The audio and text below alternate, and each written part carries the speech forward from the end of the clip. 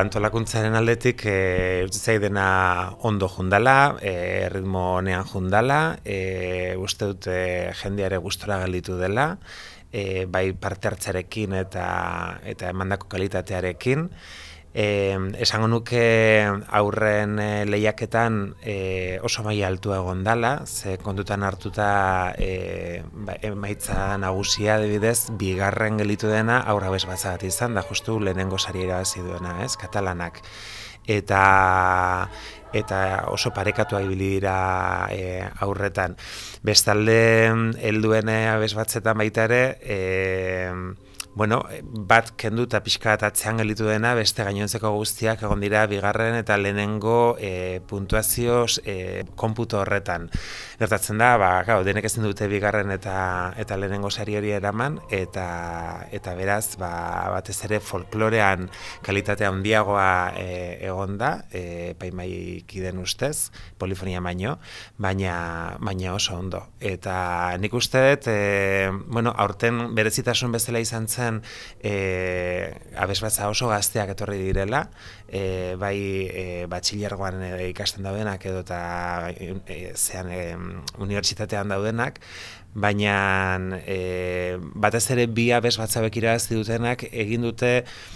teknikoki eta gauzak ondo prestatzeaz gain eta gauzak bere lekuan egiteaz gain, uste dut espektakulo bat egin dutela baita ere holtza gainean, ez? Eta uste dut behar bada hori izan dela benetan saria eskuratzeko arrazoietako bat. Kasu honetan frantsesek egin zutena batez ere izan zen abesti batetik besterako tarte hori betetzen zuten halako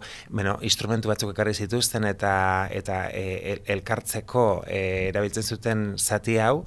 eta beraz, publikoak ez zeukan astirik ez txalotzeko, eta ez da bat bukatu, eta bere ala hasten zen ja transizio hori lekuz aldatzeko musika horren bitartez eta bar, eta iruditzen zait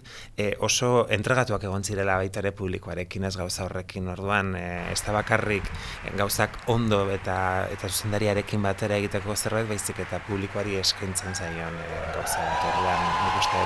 horregatik jaso dituztela bi lehenengo sari hori. Katalanak ere, beraiek nik uste ez zutela espero, ze azkenen beraien aurkariak edo lehiakideak oso onak zeudela, batez ere herrigatik zetorren abesbatza eta Estoniatik zetorrena baita ere, bigarren eta hirugarren gelditu dianak, baina hauek ere nik uste dut frantsesak bezala, aurrak bai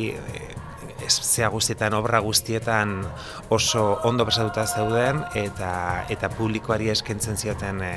benetako ikuskizun bat egin zutela, ez? Oso polita izan zen, adibidez ikimilikiliken obran egindako eszenaratzea, edo baita Susan Lindmarken abestiarekin egin zutena ikusi ahal izan genduena berriro